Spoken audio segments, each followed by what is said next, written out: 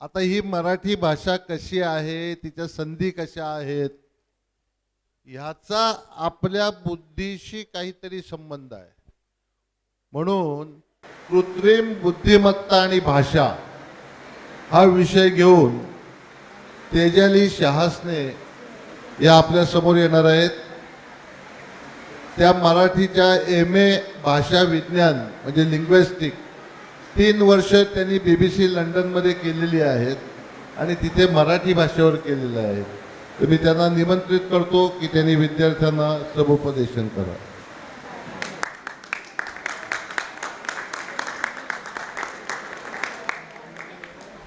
नमस्कार. माझं समुपदेशन सुरू करण्याआधी मला एक सांगा, इथे कॉलेजची आणि शाळेतली कोण कोण कॉलेजचे विद्यार्थी आहेत? सगळे कॉलेजचे आहेत? सगळे? शाळेतलं कोण आहे? कितवीतले आहात विद्यार्थी तुम्ही? 9वी. वा वा. पुढच्या वर्षी 10वी ना. खूप अभ्यास आहे. तुम्ही किती भाषा शिकता? 3. सांगा कुठल्या कुठल्या? या 3ही भाषांमध्ये तुम्हाला उत्तम रीतीने संभाषण करता येतं का? लेखन करता येतं का? एकाने कोणीतरी उभं राहून सांगेल का मला? हॅलो. हां. या 3ही मी थोडं पुढे येते. या 3ही भाषांमध्ये तुम्हाला अतिशय उत्तम रीतीने संभाषण करता येतं का? लेखन करता येतं का? वाचन करता येतं का? 3ही भाषा. मराठीत? हिंदीत? इंग्लिशमध्ये? छान. उत्तम. मी एक वाक्य देऊ भाषांतरित करायला? एक मिनिट. उत्तर कोण देणार मला आधीच सांगा, म्हणजे कारण सगळ्यांनी उत्तर दिलं तर मला कळणार नाही पटकन. कोणीतरी हात वर करा. मी अजून प्रश्न विचारायचा. मी एक वाक्य देते, उभा राहा. मला असं म्हणायचंय की तू इथे बाजूला बसलास तर मला आवडेल. हे मला इंग्लिशमधून म्हणायचंय, तर मी कसं म्हणेन? ऐक हवा. पुढे.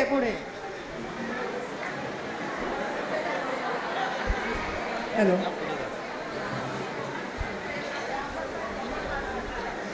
पुढे जा. मला म्हणायचंय की तू इथे बाजूला बसलास तर थोडं तुमच्या क्लासरूम सारखं होणार आहे, पण आता त्याला काही पर्याय नाही, कारण विषयच असा आहे, भाषेच्या संदर्भातला आहे आणि माझ्या खूप जवळचा आहे. मला जर का म्हणायचंय की माझ्या बाजूला बसलास तर मला आवडेल, हे मला इंग्लिशमध्ये म्हणायचंय, तर मी कसं म्हणेन? तुला हवं ते उत्तर दे मला. I like to sit you on my side. I like to Sit you you with my. with my side. Okay. हे हिंदीत कसं म्हणशील तू? आप मेरे साथ. बोल. आप मेरे साथ बैठोगे तो मुझे अच्छा लगेगा. गुड. छान. तू हिंदी पिक्चर बघतोस? खूप जास्त? हिंदीमध्ये बुक्स वाचतो. हिंदीतले पुस्तकं वाचतोस, त्याच्यामुळे तुझ्या भाषेवरती हिंदी तू जेवढ्या स्वच्छ रीतीने उत्तर दिलंस तेवढं तुझं इंग्रजीचं उत्तर आलं नाही. इंग्लिश पिक्चर्स कोण बघतं?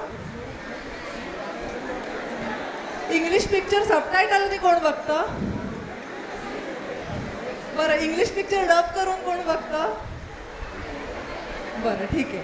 चला, we have done enough ice breaking. आपला आजचा मुख्य मुद्दा आहे तो म्हणजे भाषा आणि कृत्रिम बुद्धिमत्ता. बस. थँक्यू. भाषा आणि कृत्रिम बुद्धिमत्ता हा आपला आजचा महत्त्वाचा विषय आहे. हा महत्त्वाचा विषय का आहे सांगते तुम्हाला मी. आज तुम्ही असाइनमेंट्स करायला इंग्लिशच्या ChatGPT वापरता? ChatGPT वापरता? जेमिनी बार्ड वापरताय कोणी? इंजिनिअरिंगचे वगैरे विद्यार्थी आहेत, तांत्रिक विषयातले, मॅथमॅटिक्सचे वगैरे समेशन्स करायला तुम्ही वापरताय ChatGPT? बरं, हे सगळं ChatGPT इंग्लिशमध्ये आहे? इंग्लिशमध्ये आहे ना? उत्तर तुम्हाला इंग्लिशमध्ये मिळतात. मराठीत मिळतात का? का नाही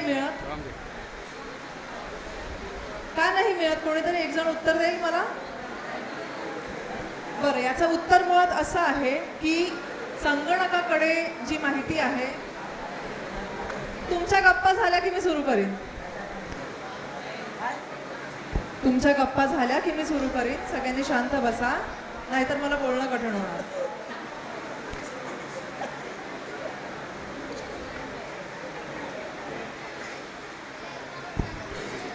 तर ही सगळी माहिती संगणकाकडची आहे, ही इंग्रजीतून आहे.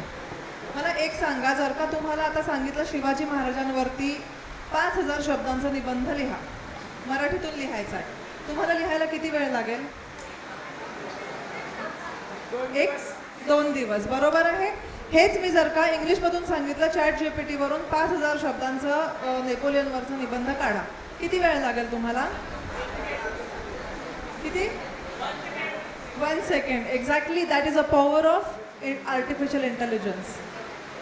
आज कृत्रिम बुद्धिमत्ता एवढी महत्त्वाची झालेली आहे की तुम्हाला कुठलीही माहिती जगभरातली एका सेकंदामध्ये एका विशिष्ट ठिकाणून काढता येते. आता बघा, तुम्हाला गुगल करायची पण गरज नाही आहे, डायरेक्ट ChatGPT वरून तुम्हाला सगळी माहिती मिळते. पण एक सगळ्यात मोठं लिमिटेशन याचं कळतंय का तुम्हाला? हे सगळं इंग्लिशमधून आहे. 5000 शब्दांचा मराठीतला निबंध लिहायला तुम्हाला 2 दिवस लागतील आणि 5000 शब्दांचा इंग्लिशमधून निबंध काढायचा असेल तर तुम्ही एका सेकंदात ChatGPT वरून घ्याल. याचा अर्थ काय आहे? उद्या ज्याला इंग्लिश अतिशय उत्तम रीतीने येत आहे किंवा ज्याला इंग्लिशमधून काहीतरी द्यायचं आहे, त्याला लागणारा वेळ हा तुमच्या वेळेच्या अगदी शतांश वेळे एवढा आहे. याच्यातून तुम्हाला कृत्रिम बुद्धिमत्ता एखाद्या विशिष्ट भाषेत जेव्हा उपलब्ध असते तेव्हा तिची किंमत किती वाढते हे लक्षात येईल. लक्षात येते तुम्हाला? आज इंग्लिशमध्ये सगळं जे आहे आर्टिफिशियल इंटेलिजन्स, नावच आपण एवढं मोठं भारत असतं आर्टिफिशियल इंटेलिजन्स म्हणतो, मला कृत्रिम बुद्धिमत्ता म्हणताना थोडासा विचार करायला लागतो. कारण की आज कृत्रिम बुद्धिमत्ता या शब्दाची उत्पत्तीच मी आर्टिफिशियल इंटेलिजन्सकडून घेतलेली आहे, इंग्लिशमधून घेतलेली आहे, मराठीतून नाही. तर आता आज मी जेव्हा मराठी भाषेचा विचार करते तेव्हा आपल्याला खूप लक्षात घ्यायला हवं की ही माहिती मराठीत तो ChatGPT कसा देईल? तुमच्या मनाला हा प्रश्न पडतो का? गुगल जेव्हा मी काहीही करते तेव्हा मराठीतून मला रिझल्ट का नाही मिळत याचा विचार करतो आपण? केलेला आहे कधी कोणी? ते यायला हवं असं वाटतं का नाही वाटत? वाटतं ना? त्याच्यासाठी आता माझं पुढचं जे काही मी सांगणार आहे ते मराठीतल्या संधी सांगताना जगताप सरांनी बरंच काय काय खूप चांगलं सांगितलं आहे, पण त्याच्या खालची एक खूप महत्त्वाची गोष्ट आपल्याला गरजेची आहे, ती म्हणजे भाषेवरचं प्रभुत्व. मला मराठी येते, मी मराठीतून बोलते, माझी मराठी मातृभाषा आहे, याचा अर्थ मला मराठीचं संपूर्ण जग माहिती आहे असं नाही आहे. मला कोणी मराठीतले विभक्ती प्रत्यय सांगेल आत्ता? मराठीचे विभक्ती प्रत्यय कोण सांगू शकेल मला?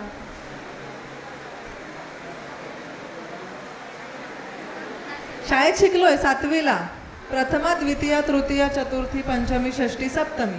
प्रथमा, द्वितीया, सलाते, सलानते. तृतीया, आता आठवलं? आता काय करायचं सांगते मी तुम्हाला. जेव्हा तुम्ही ही सगळी क्षेत्र बघताय तुमच्या समोर तेव्हा या बारीक बारीक गोष्टी, मराठीची विभक्ती, मराठीचं उद्देश विधेय ही वाक्यरचना आहे. उद्देश विधेय आठवत आहे? नाही आठवत आहे. का नाही आठवत आहे? आपलीच भाषा आहे ना. शाळेत शिकवलेलं विसरून जायचं नाहीये. आणि आज मी जे सांगणार आहे ते हेच सांगणार आहे. आपण जेव्हा भाषेच्या क्षेत्रात आपल्याला काम करायचं आहे, मला लेखक म्हणून काम करायचं आहे, मला कवी म्हणून काम करायचं आहे, मला भाषांतरकार म्हणून काम करायचं आहे, या सगळ्यासाठी सगळ्यात महत्त्वाची गोष्ट म्हणजे माझं भाषेवर प्रभुत्व हवं. आणि भाषेवर प्रभुत्व म्हणजे भाषा बोलता येणं एवढंच नाही आहे. त्यासाठी त्या भाषेचं संपूर्ण व्याकरण मला आत्मसात असणं आवश्यक आहे. तुम्ही कुठल्याही पद्धतीने बोला, तुम्ही नागपुरी मराठीतून बोला, तुम्ही मुंबईच्या मराठीतून बोला, पुण्याच्या मराठीतून बोला, कोल्हापूरच्या मराठीतून बोला, पण तुमचा वाक्याचा क्रम, कर्ता, कर्म आणि क्रियापद हाच असतो, हो की नाही?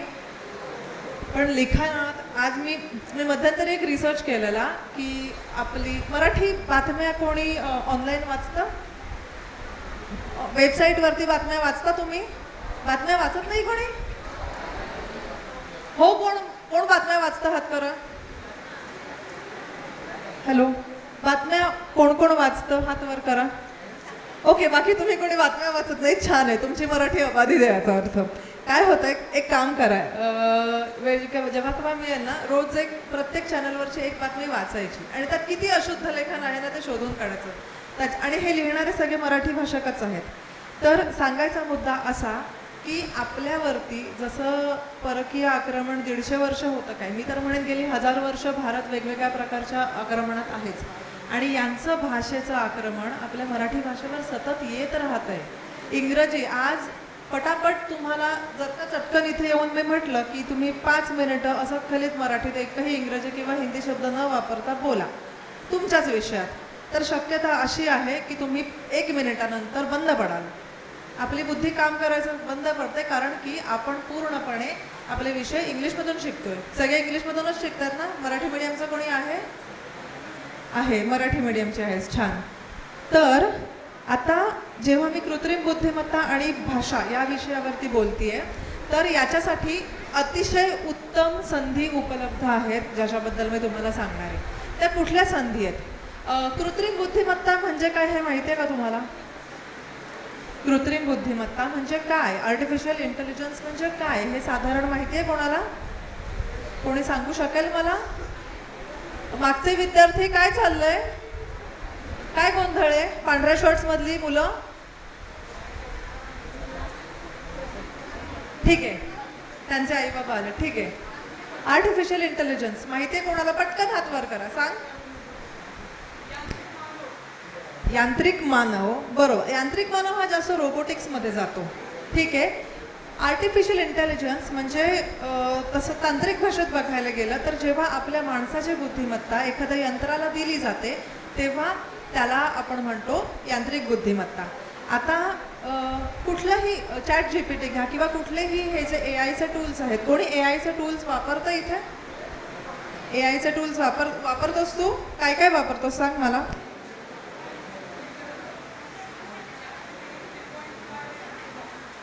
नाही, टूल्स कुठले वापरतोस?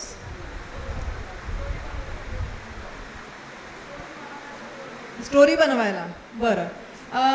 आपल्या आयुष्यात आर्टिफिशियल इंटेलिजन्स कुठे कुठे एक सोपं सांगते उदाहरण.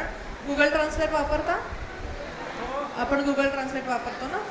Google translate is artificial intelligence, पण तो कशातला इंटेलिजन्स आहे? तो भाषांतरातला इंटेलिजन्स आहे. गुगल ट्रान्सलेटचं मराठी ट्रान्सलेशन कसं असतं? कोणी हो म्हणालेलं गुगल ट्रान्सलेट वापरतो? कोण? हां, ठीक आहे ना. अरे वापरतोस ना? कसं असतं मराठी ट्रान्सलेशन? सांग कसं असतं. बरोबर. तू काय चाललंय इथे? मी एक रोबो बसवू का? कोण बरोबर खरं बोलतोय खोटं बोलतोय सांगायला? ठीक आहे, मी सांगते तुम्हाला. तर आर्टिफिशियल इंटेलिजन्स मध्ये जेव्हा आपण काम करतो, त्याचा विचार करतो आणि भाषेच्या दृष्टीने विचार करतो. तुमच्याकडे वही पेन असेल ना तर शक्यतो नोट डाऊन करून घ्या. ॲक्च्युली मी PPT आणलेली पण आपली सोय नाही आहे, त्याच्यामुळे थोडीशी पंचायत झाली आहे. Natural language processing. आपली माणसाची भाषा काय असते? नैसर्गिक भाषा. मी जी बोलतीये ही नैसर्गिक भाषा आहे. जेव्हा तुम्ही आजकाल ते कॉल सेंटरला वगैरे फोन लावला की बरेचदा बघा असं यांत्रिक आवाज येत होतो. आपण केलेला फोन इकडे इकडे जात आहे, तोडून बोलतं ते, कारण ते यंत्र आहे. ते यंत्राला शब्द दिलेले आहेत आणि ते शब्द कसे असतात की त्या यंत्राला आपण हा शब्द वेगळा व्हॉइस. काय झालंय?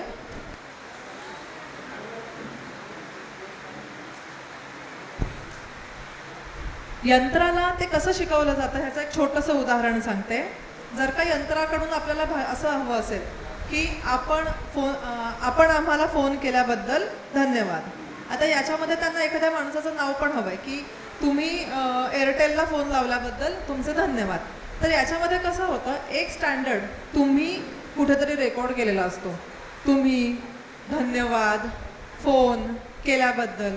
त्याच्यामुळे बरेचदा आपल्याला असे जेव्हा आवाज असे जे ऑटोमेटेड रेकॉर्डिंग ज्याला म्हणतात ते जेव्हा ऐकायला येतं आपल्याला, तेव्हा त्याचं तुकडे जोडून केलं जातं. याचं कारण काय असतं? मुख्य म्हणजे सिस्टीममध्ये तुमच्या माहिती असते, ते शब्द जसं आपण आपल्या मेंदूतून शब्द गोळा करून एकत्र लिहितो, तसं त्या सिस्टीममध्ये जे शब्द गोळा केलेले असतात ते एका पुढे एक जोडून त्याच्यानंतर त्याचा एक व्हॉइस तयार होतो. आणि त्याच्यानंतर ही जी माहिती आहे या माहितीला म्हटलं जातं आर्टिफिशियल इंटेलिजन्स. आता हा आपल्याला वापरता कुठे कुठे येतो? पहिली सगळ्यात महत्त्वाची आर्टिफिशियल इंटेलिजन्स मधली गोष्ट म्हणजे भाषा. ज्या भाषेतून तुम्ही त्याला इनपुट द्याल त्या भाषेतूनच तो तुम्हाला आउटपुट देणार आहे. आणि आज मराठीच्या दृष्टीने म्हणजे मराठी लोकांनी आर्टिफिशियल इंटेलिजन्स खूप सिरियसली घेण्याची गरज का आहे? कारण की आज आपण व्हॉट्सॲप वापरतो, आज आपण फेसबुक वापरतो, इंस्टाग्राम वापरतो, गुगल वापरतो. हे सगळेजण करणारी एकच व्यक्ती आहे, हे माहिती आहे का तुम्हाला? गुगलच्याच हाताखाली सगळ्या गोष्टी आहेत. एक तुमचं फेसबुक घेतलं, फेसबुक, इंस्टाग्राम, व्हॉट्सॲप या सगळ्याची एकच कंपनी आहे. काय होतं जेव्हा मी एक नाव लिहिते तिथे आज तेजाली 6 वाजता उठेल, याच्यामध्ये तेजालीचा ली हा जो मी लिहिताना दीर्घ लिहिते तिथे मी जर का कंटाळा करून माझ्या गुगल कीबोर्डवरती येतं ना की ली ऱ्हस्व दीर्घ सगळं येतं, तर मी कंटाळा करून तो ली ऱ्हस्व ढकलून देते. तिकडे गुगलचा जो सर्व्हर बसलेला आहे ना तो तेजालीचा ली ऱ्हस्व घेतो. असं जेव्हा मी 50 वेळेला त्याला सांगते की तेजालीचा ली कारण मी कंटाळा करते ना मुख्य म्हणजे की ते किंवा आणि चिणी दीर्घ येते, अशा छोट्या छोट्या गोष्टी आहेत ज्या आपण कंटाळा करतो टायपिंग करताना. पण होतं काय, ती मशीन आहे ना ते एक छोटं बाळ आहे 2 वर्षाचं. त्या बाळाला जर का तुम्ही सांगितलं ना की हा रंग निळा आहे तर 2 वर्षांनी ते बाळ हा रंग निळाच म्हणणार आहे. कळलं? त्याच्यामुळे आज आपण जेव्हा मराठी कुठेही म्हणजे जिथे जिथे इंटरनेट कनेक्टेड आहे तिथे कुठेही आपण मराठी वापरतो, ती मराठी त्या आर्टिफिशियल इंटेलिजन्सचा खाऊ आहे. ते आर्टिफिशियल इंटेलिजन्सचं जे मशीन आहे ज्याला नॅचरल लँग्वेज प्रोसेसिंग म्हणतो, त्या नॅचरल लँग्वेज प्रोसेसिंगची यंत्रणा आहे, ती यंत्रणा हे सगळे शब्द खाती आहे, त्याच्यावरती शिकती आहे. ते 2 वर्षाचं बाळ आहे, त्या 2 वर्षाच्या बाळाला आजूबाजूचे शब्द कानावर येत आहेत. तो काय ऐकतो, हां ठीक आहे, तेजाली 6 वाजता उठली, तेजाली स्त्रीलिंगी आहे, उठली स्त्रीलिंगी आहे. पण जर का त्याला असं सांगायला लागलो आपण की तेजाली 6 वाजता उठला, अमुक 6 वाजता उठला, असं सरसकट सगळ्यांना 6 वाजता उठला असं म्हणायला लागलो, तर ते बाळ शिकणार आहे की मराठीमध्ये सगळी क्रियापदं ही पुल्लिंगीच असतात. असं आहे? नाही आहे. म्हणजे काय आहे की ही माहिती संगणकाला जी दिली जाते ही जेवढी स्वच्छ माहिती, जेवढी उत्तम योग्य व्याकरण शुद्ध माहिती जेवढी संगणकाला तुम्ही द्याल तेवढा संगणक उत्तम मराठी शिकेल. आता मराठीच्या बाबतीत मुख्य अडचण काय झाली आहे? इंग्लिश आपल्याला एवढं छान येतं कारण इंग्लिशमधलं काम गेली 50 वर्ष चालू आहे. आपल्या मराठीमध्ये मराठी कीबोर्ड किती वर्षांपूर्वी आलेत माहिती आहे तुम्हाला? 10 वर्षसुद्धा झालेली नाही आहे. तुमच्या आई वडिलांकडे ते छोटे नोकियाचे फोन बघितले असतील तुम्ही, बरोबर आहे? एक SMS टाईप करायला किती वेळ लागायचा? आता आपण व्हॉइस टायपिंग करतो. पण ही प्रगती किती नवी आहे ही प्रगती? मोजक्या गेल्या 10-12 वर्षांमधली प्रगती आहे, जिथे इंग्लिश भाषेमध्ये गेली 50 वर्ष सतत काम चालू आहे. आज आपल्याला महासत्ता म्हणून आपण भारत पुढे नेतोय. आपण आपली मराठी भाषा, जगातले 9 अब्ज लोक मराठी भाषा बोलतात आणि मला जगभरात माझी मराठी भाषा न्यायची आहे, तर समोरच्याला ती योग्य रीतीने समजायला हवी. आता तो माणूस काही तुमच्याकडे थेट येईल याची गॅरंटी नाही आहे. तो माणूस वापरेल गुगल ट्रान्सलेट, तर त्या गुगल ट्रान्सलेटला तुम्ही दिलेली माहिती बरोबर असेल तर त्याच्याकडचं गुगल ट्रान्सलेट तो जेव्हा इंग्लिशमधून मराठीतून करेल तेव्हा तो बरोबर वाचू शकेल की हा बाबा ठीक आहे, मराठीत सगळी स्त्रीलिंगाप्रमाणे मराठीत लिंगाप्रमाणे त्याचं सर्व क्रियापदसुद्धा बदलतं. पण आता काय आहे, तुमच्या रोजगाराच्या संधी आहेत या इथे आहेत. जेव्हा तुमचं भाषेवरती कसं असतं तुम्हाला सांगते मी, जेव्हा मी सिस्टीमला शिकवते भाषा तेव्हा काय असतं, अख्खं वाक्य आहे ना, म्हणजे तेजाली सकाळी 6 वाजता उठली, या प्रत्येक वाक्याचं व्याकरण चालवलं जातं. व्याकरण चालवलंय शाळेमध्ये? शाळेमध्ये व्याकरण चालवा 5 मार्काचा प्रश्न होता, आठवतोय ना? हे व्याकरण अतिशय उत्तम रीतीने चालवणं म्हणजे काय, फक्त ते तेजाली नाम सकाळी काय नामच आलं परत, पण ते सकाळी हे सकाळीचं सामान्य रूप सकाळ आहे आणि त्याचा इकारांत आहे, हे त्याचा प्रत्यय बदललेला आहे. तर सामान्य रूप काय काम करतं आणि मुख्य शब्द कसा काम करतो, ह्या बारीक बारीक गोष्टी जेव्हा तुम्हाला माहिती असतात भाषेतल्या आणि जेव्हा तुम्ही समोरच्याला छातीत ठोकपणे सांगू शकता की नाही मी सांगते ते बरोबर आहे कारण हे व्याकरण शुद्ध आहे, तेव्हा तुम्हाला तिथे ती रोजगाराची संधी निर्माण होते. मी मराठी आहे म्हणून एखाद्या लोकलायझेशन कंपनीने मला घ्यायचं असं होत नाही.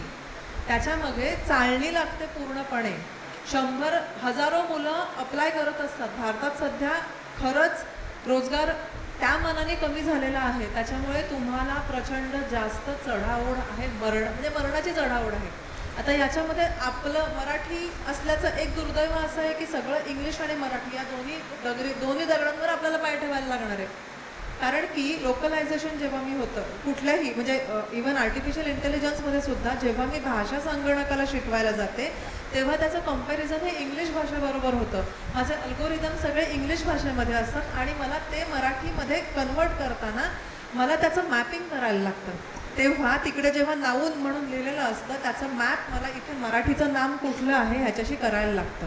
ही अत्यंत जटिल प्रक्रिया आहे आणि मी सांगेन की आज जर का तुम्हाला मराठीच्या क्षेत्रात कुठल्याही प्रकारे काम करायचं असेल, तुम्ही हा विषय नॅचरल लँग्वेज प्रोसेसिंग हे यूट्यूबवरती ना खूप उत्तम उत्तम व्हिडिओ आहेत याचे, ते खरंच बघा. तुम्हाला त्याच्यातून भाषा विज्ञानाचा जर का रस निर्माण झाला, भाषा विज्ञान शिका. म्हणजे खरंच ज्यांना कोणाला मराठी म्हणजे आज मी म्हणते की आपला भारताचा इतिहास, महाराष्ट्राचा इतिहास अतिशय संपन्न आहे, पण तो इतिहास आहे. आपण स्मरणरंजन किती दिवस करत राहायचं आहे, आपल्याला पुढे जायचं आहे. पुढची 100 वर्ष मराठीचं भविष्य काय आहे हे आपण आज ठरवणार आहोत. कारण की जर का इंग्लिशचं उदाहरण घेतलं तर इंग्लिशमध्ये ह्या गोष्टी 50 वर्षांपासून चालल्या. आजही आपल्याला पटकन मराठीतले अलंकार काय म्हणतात त्याला, जसं पटकन अलंकारांची नावं सांगता येतात आपल्याला. एखादं लेखन आहे जे सर म्हणाले की लेखन करा म्हणजे नुसतं आलं म्हणून लेखन नाही, त्या लेखनावरती विचार करा की मला काय विचार मांडायचा आहे. तर जेव्हा मी कृत्रिम बुद्धिमत्तेचा विचार करते तेव्हा ह्या सगळ्या बारीक बारीक बाबी त्याच्यामध्ये येतात. आता मी ना तुम्हाला थोडंसं तांत्रिक सांगणार आहे, ठीक आहे, भाषा विज्ञानाच्या बाबतीत. हे का सांगणार आहे तेही सांगते. जेव्हा कॉम्प्युटरला भाषा शिकवली जाते तेव्हा तो 4 टप्प्यांमध्ये भाषा शिकतो. 4 टप्प्यांमध्ये का तेही सांगते. लहान मूल जेव्हा भाषा शिकतं तेव्हा कसं शिकतं, आधी तो एक एक अक्षर शिकतो. म प पा पा पा पा ता ता ता ता, एक एक अक्षर शिकतं बाळ. ज्याला आणि त्याच्याही आधी तो अक्षर ऐकतो, ज्याला फोनेटिक्स, फोनिम किंवा स्वरशास्त्र असं म्हटलं जातं. ती सुरुवात आहे आपल्या भाषेची आणि हीच माहिती संगणकाला अशीच्या अशी दिली जाते. तर जेव्हा मराठीमध्ये प फ ब भ ही अक्षरं आहेत ना, पण इंग्लिशमध्ये फ प ही दोनच, एफ आणि पी हे दोनच वॉवेल, ही दोनच व्यंजनं आहेत. पण त्याच्यासाठी मराठीमध्ये जेव्हा व्यंजनं तशा प्रकारची वापरतो तेव्हा प फ फ प हे वेगवेगळ्या रीतीने आपले उच्चार येतात. हे फरक मराठीतले हे फरक आपल्याला समजायला हवेत. मराठीमधली व्यंजनं किती आहेत, मराठीत किती व्यंजनं आहेत, इंग्लिशपेक्षा जास्त आहेत का कमी आहेत, जास्त आहेत. कारण काय याला म्हणतात काय सांगते, याच्यासाठी लिंग्विस्टिक्समध्ये शब्द आहे phonetic inventory of a language. एखाद्या भाषेमध्ये किती ध्वनी आहेत, तर मराठीमध्ये ध्वनी जास्त आहेत आणि त्या प्रत्येकाला दाखवलं जाणारं अक्षरही आहे. त्या मानाने इंग्रजीमध्ये अक्षरं कमी आहेत आणि एकच अक्षर त्यांचं 5 वेगवेगळ्या प्रकारे वापरलं जातं. आता हे जेव्हा तुम्ही 2 गोष्टींची तुलना करता, जेव्हा इंग्रजीतून म्हणजे जेव्हा एखादं उच्चार दाखवायचा असतो तुम्हाला इंग्रजीतला, तेव्हा ह्या सगळ्या गोष्टींचा तुम्हाला उपयोग होतो. याच्या पुढचा मुद्दा येतो आपला, आपण शब्दांच्या पातळीवर जातो. लहान मूल आधी अक्षर शिकतं, त्याच्यानंतर तो शब्द शिकतो. बाबा, मामा, काका अशी सारखे सारखे अक्षरं. या शब्दांवरून नंतर आजूबाजूचं ऐकूनच मूल वाक्य तयार करायला शिकतं. त्या वाक्यांमधून पुढे तो एका वेळी 3-3, 4-4 वाक्य बोलायला लागतो आणि 6व्या वर्षापर्यंत माणसाच्या भाषेचा विकास हा पूर्ण झालेला असतो. आणि हीच प्रक्रिया नॅचरल लँग्वेज प्रोसेसिंगमध्ये आर्टिफिशियल इंटेलिजन्ससाठी वापरली जाते. की त्याला सुद्धा संगणकाला जेव्हा भाषा शिकवली जाते म्हणजे काय की अगदी एक एक फोड करून, की जसं मी मगाशी एखादं इथे लिहिलं असेल 7वे राष्ट्रभक्ती साहित्य संमेलन, ह्याच्यातलं सात आणि वे हे का आहे वे तर तो जसं कार्डिनल ऑर्डिनल म्हणतात की ते क्रम दाखवणारा आहे, तो नुसता आकडा नाही आहे तर तो क्रम दाखवणारा आहे. त्याचं तिथे मार्किंग करायला लागतं. तुम्हाला एक एक शब्द आहे ना तो अख्खा चिरफाड करायला लागते. मी परत परत ह्या गोष्टी का सांगते तुम्हाला, भाषेवरचं तुमचं प्रभुत्व तुम्हाला ह्या गोष्टी आपली भाषा पुढे अजरामर करण्यात मदत करणार आहे आणि ते तुमच्या भाषेसाठी, आपल्या मातृभाषेसाठी आपलं योगदान ठरणार आहे. तुम्हाला एक माहिती आहे का, सध्या एक काय म्हणतात त्याला अहवाल आहे, त्या अहवालाप्रमाणे जगात रोज एक भाषा मरतीये. रोज एक भाषा मरते. आत्ता घडीला भारतात जगभरात 6,000 भाषा आहेत आणि रोज एक भाषा मरतीये. ही भाषा का मरते? कारण की त्याचे वापरकर्ते कमी होतात. आता आपल्याकडे इंटरनेटचा रेटा एवढा जास्त आहे, आपण कुठलीही गोष्ट पटकन इंटरनेटवरतीच सर्च करतो. सर्च म्हणाले, मी शोधलं पण नाही म्हणाले, मी सरळ म्हणाले इंटरनेटवरती सर्च करतो. खरं मी काय म्हणायला पाहिजे होतं की आपण कुठलीही गोष्ट इंटरनेटवर शोधतो. एवढा आपल्या मनावरती, आपल्या भाषेवरती इंग्रजीचा पगडा बसलेला आहे. तर आपलं युद्ध आहे ना, हे 2 प्रकारचं आहे. एक तर आपलं हे शैक्षणिक युद्ध की बाबा मला मराठीसुद्धा उत्तम शिकायची आणि त्याच तोडीची मला इंग्रजी शिकायची आहे. आणि दुसरी गोष्ट, माझ्यावरती जो सतत या इंग्रजीचा पगडा होणार आहे, तो पगडा मला निश्चयाने बाजूला ठेवून कटाक्षाने योग्य मराठी शब्द योग्य ठिकाणी वापरायचे. हे प्रचंड मोठं आव्हान आहे. पण तुम्ही आजची तरुण पिढी आहात आणि मला आज वाटतं की हे आव्हान जर तुम्ही नाही घेतलं तर मग कदाचित तुमच्या पुढच्या पिढीला शिकवायला तुमच्याकडे मराठी राहील की नाही सांगता येणार नाही. कारण खरंच सांगते, इंटरनेट ही एवढी मोठी शक्ती आहे की ज्या क्षणी एखादा माणूस आज ठरवू शकतो की मी मराठी बिलकुल वापरणार नाही आणि म्हणजे अगदी त्याचं चालून जाईल, काही फरक पडणार नाही. तर आज मी जेव्हा कृत्रिम बुद्धिमत्तेच्या दृष्टीने मराठी भाषेचा विचार करते तेव्हा हे सगळे पैलू phonology, morphology, semantic, phonology, morphology, syntax, semantics आणि प्रॅग्मॅटिक्स. प्रॅग्मॅटिक्स म्हणजे अर्थाच्याही पलीकडचा अर्थ. आत्तापर्यंत आर्टिफिशियल इंटेलिजन्स हे साधारणतः सेमॅन्टिक लेव्हलला गेलेलं आहे, म्हणजे त्याला अर्थ कळतो.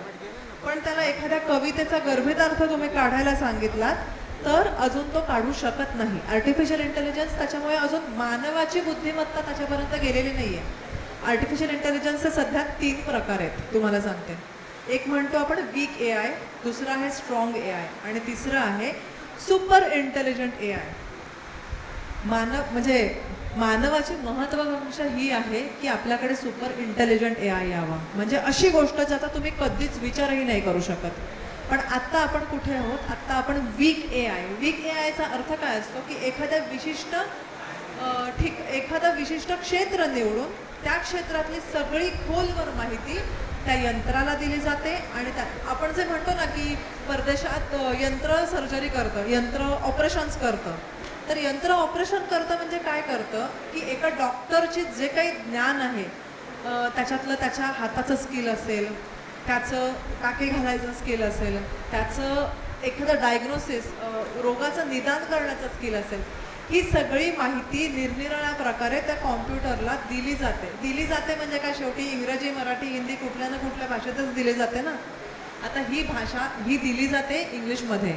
आता मला उद्या आर्टिफिशियल इंटेलिजन्स जर मराठीत वापरायचं आहे, माझी इच्छा जर आहे की माझा लॅपटॉप उघडल्यानंतर माझा पहिल्यापासून शेवटपर्यंत प्रत्येक शब्द मराठीच दिसावा, तर ह्याच्यासाठी किती मोठे प्रयत्न लागणार आहेत ह्याचा अंदाज येतोय का तुम्हाला?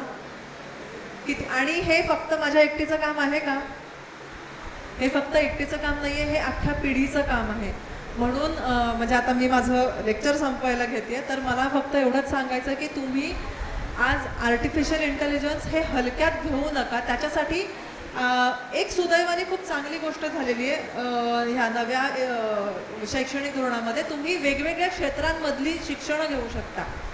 तर मी खरंच सगळ्यांना सांगेन की कॉम्प्युटरच्या संदर्भातलं बरोबर आहे, वर्डमध्ये जेव्हा आपण लिहितो स्पेल चेकर आहे, मराठीचं स्पेल चेकर आहे आपल्याकडे, मराठीचं आहे. मराठीचं स्पेल चेकर कोणी शोधून काढलं? मला दे बाबा. नाही खरंच दे. नाहीये. नाही आहे आपल्याकडे मराठीचा स्पेल चेकर. मराठी पटकन लिहायला गेलं तर पूर्णपणे मला माझ्या बुद्धिमत्तेवरती आणि विविध ग्रंथ आहेत, विविध डिक्शनरीज आहेत, त्याच्यावरती अवलंबून राहायला लागतं. उद्या मला सांगा, हे सगळं कोणीतरी प्रयत्न करून एका ठिकाणी आणलं आणि मी लिहिलेलं 5 वाक्य लिहिल्यानंतर पटकन ती युटिलिटी रन करून मला दाखवलं, माझे किती कष्ट वाचतील? आर्टिफिशियल इंटेलिजन्स आपले वेळ वाचवणार आहे. त्याच्यामुळे जेवढा त्याच्यावरती आपण आत्ता कष्ट घेऊ आणि त्याची भाषा आपली मराठी भाषा करू, तेवढा आपला नंतरचा आपल्याला लागणारा वेळ कमी होणार आहे. अजून एक गोष्ट खूप महत्त्वाची जाता जाता सांगायची आहे, बरेच चांगले चांगले मराठीचे रिसोर्सेस आहेत. अनेक शासनाची शब्दकोश नावाची वेबसाईट आहे, ज्याच्यावरती वेगवेगळ्या क्षेत्रांमधले शब्द लिहिलेले आहेत. मी एवढंच सांगेन की ह्याच्या पुढे जेव्हा जेव्हा तुम्ही विचार कराल की मला लिहायचं आहे, मला बोलायचं आहे, आणि माझ्या बोलण्यामध्ये मला जाणवलं की बरेच इंग्लिश शब्द येत आहेत, त्या इंग्लिश शब्दांचे इतर शब्द शोधा. मराठी अतिशय उत्तम, खूप सुंदर, खूप मोठी भाषा आहे. आपल्यावरती अनेक भाषांचा प्रभाव पडतोय, पण तो बाजूला काढून स्वच्छ निखळ मराठी बोलणं, उत्तम मराठी लिहिणं आणि ही सगळी मराठी त्याच्या खाचाखोचांसह आत्मसात करणं, आणि अर्थात इंग्रजीसुद्धा. हे मला वाटतं आज तुमच्या पिढीचं काम आहे, आणि जेणेकरून पुढे आपली मराठी उत्तम राहण्यासाठी, मराठीत आर्टिफिशियल इंटेलिजन्स आणण्यासाठी तुमची खरंच गरज आहे, आणि त्याबद्दल तुम्ही खरंच काम करावं. आणि तुम्हाला याच्याबद्दल काही गरज लागली तर मला नक्की विचारा. धन्यवाद.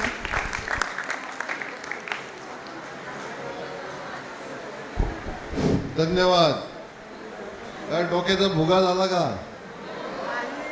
बौद्धिक संपदा यालाच म्हणतात, जिथं डोकं चालवायला लागतं आणि मग त्या डोक्याची, त्या शक्तीची नोंद केली जाते, त्याला बौद्धिक संपदा कायदा असं म्हटलेलं आहे.